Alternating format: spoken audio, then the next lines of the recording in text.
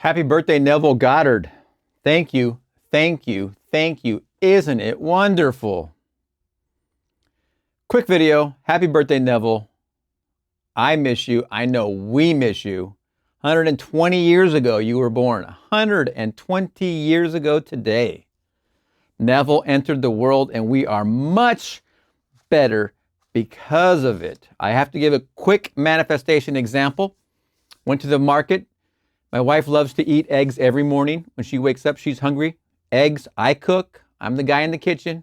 I do all that cookery stuff in the kitchen. She does the eating. I get down to a couple packs of eggs, and I get a little nervous because I like to have like 2 or 3 packs, and there's supposedly some wonderful thing in the world happening with eggs. They're getting more and more abundant, let's just say that. So I'm walking in the door of the market, and all I know is I'm walking out with eggs. In here, I know, because of what I've learned from Neville, I've consciously determined as I walk through the threshold of the doorway, I'm walking out with eggs. I normally go straight to the dairy department. I get the cream. We use cream. I use cream in her eggs. There's no eggs. Matter of fact, the entire egg thing is completely empty. So I'm like looking around. There's normally 2 or 3 guys working that aisle, and it's nobody to be seen anywhere. I'm like, there's usually someone around. So I'm on the way out. I pass the wine aisle. Something tells me to go to the other end. And I see this girl working over there, and I don't bother her because she's walking the opposite way. And I start looking at this stuff, and then she comes back this way, and I go, "Oh, hey, do you know? Is there any eggs? Well, what's going on with the eggs?"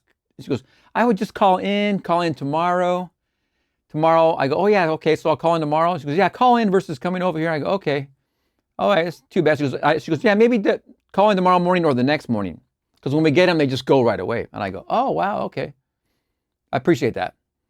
Then I go off to the registers, put my stuff on there, and I'm going to be checking out and leaving, and down to the last item scan. I'm chatting with the guy, and I'm about to put my card there. She runs up with a carton of eggs, and I go, "Oh." And I wanted the other eggs. And basically, she goes, "Oh, okay, I'll be right back." So it was the same exact brand of egg, but I wanted a specific one. I run back over there, and she's got a whole case, a dolly full of cartons and cartons of eggs.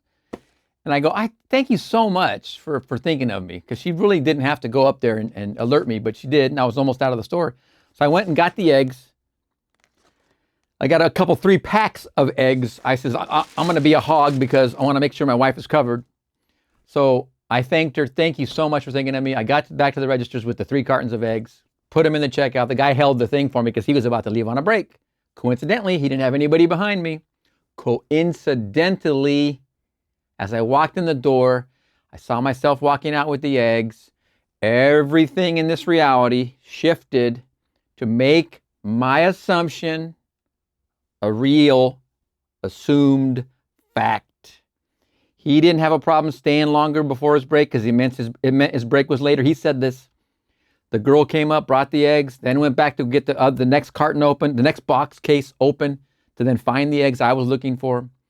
The exact quantity that I normally buy. Everything fit in an amazing turn of events. Incidents, bridge of incidents. Happy birthday, Neville. Happy birthday to you, dear Neville. I won't sing. I hope you appreciate this story. It's a quick one, but it is exactly how we use the law.